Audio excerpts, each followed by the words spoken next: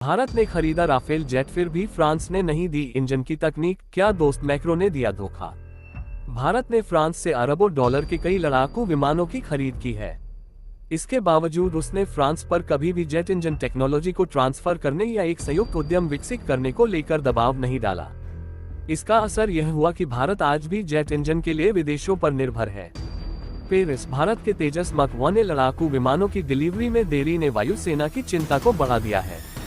वायुसेना प्रमुख AP सिंह ने सार्वजनिक मंच से तेजस मक 1 की डिलीवरी में हो रही देरी को लेकर नाराजगी जताई थी। प्रधानमंत्री नरेंद्र मोदी की हाल की अमेरिका यात्रा के दौरान तेजस के इंजन को लेकर चर्चा एक अहम मुद्दा था। हालांकि अब भी ऐसी आशंका है कि तेजस के नए इंजनों को लेकर हिंदुस्तान एरोनॉटिक्स लिमिटेड का इंतजार और ज्यादा बढ़ने वाला है। ऐसे में सवाल उठता है कि आखिर भारत के लिए जेट इंजन विकसित करना इतना मुश्किल क्यों है और क्या भारतीय वायुसेना भविष्य में भी जेट इंजनों के लिए पूरी तरह से विदेशी आपूर्तिकर्ताओं पर ही निर्भर रहेगी। न्यूज वेबसाइट लाइव अफीस के अनुसार वर्तमान में भारत के पास लगभग 1 साल बाद तेजस का इंजन देने के लिए अमेरिकी फर्म जनरल इलेक्ट्रिक का इंतजार करने के अलावा कोई विकल्प नहीं है। सामान्य तौर पर इस तरह की देरी इसके कारण बहस का विषय है और आपूर्ति श्रृंखला में व्यवधान से लेकर भारत पर बिडेन प्रशासन की दबाव रणनीति तक। लेकिन जनरल इलेक्ट्रिक जानता है कि भारत के पास अमेरिकी इंजनों के लिए इंतजार करने के अलावा कोई दूसरा विकल्प नहीं है।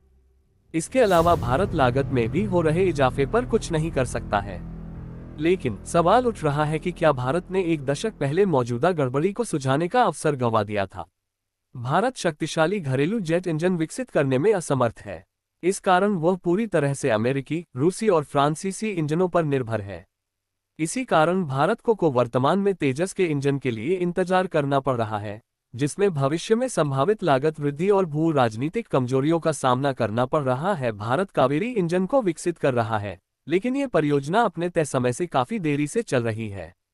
इससे ये पता चलता है कि कैसे भारत की घरेलू इंजन तकनीक की कमी ने उसकी वायुसेना को वास्तव में आत्मनिर्भर लड़ाकू बेड़े को तैनात करने के बजाय जितना वह चाहती थी उससे अधिक विमान आयात करने के लिए मजबूर किया है।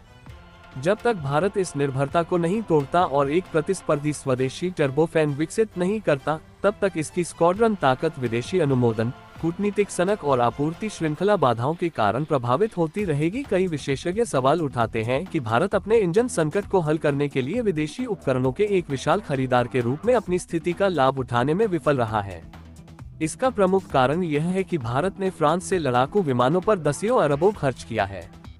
फ्रांस से खरीदे गए लड़ाकू विमानों में Mirage 2000, Mirage upgrade programme, Rafale सौदा और अब भारतीय नौसेना के लिए दूसरा आगामी राफेल सौदा शामिल है। इसके बावजूद भारत अपनी आत्मनिर्भरता के लिए बहुत जरूरी टर्बोफैन इंजन तकनीक हासिल करने में विफल रहा है। विशेषज्ञों के अनुसार ये रणनीतिक दूरदर्शिता की एक बड़ी विफलता है, क्योंकि भारत के पास फ्रांस पर महत्वपूर्ण लाभ था, जो राफेल का निर्यात करने के लिए बेताब था, लेकिन भारत अपने इंजन पर निर्भरता को समाप्त करने के लिए इसका उपयोग करने में विफल रहा। भारत ने पहली बार 2012 में medium multi role combat aircraft MMRCA प्रतियोगिता के बाद राफेल का चयन किया था। उस समय फ्रांस की डिसॉल्ट एविएशन विमान के लिए निर्यात ऑर्डर हासिल करने के लिए संघर्ष कर रही थी, जिसे अंतर्राष्ट्रीय प्रतियोगिताओं में बार बार असफलताओं का सामना करना पड़ा था।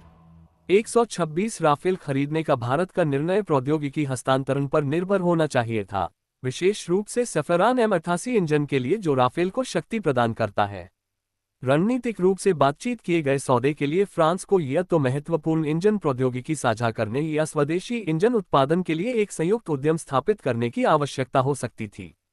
इसके बजाय भारत ने अपने स्वदेशी लड़ाकू कार्यक्रमों के लिए पूरी तरह से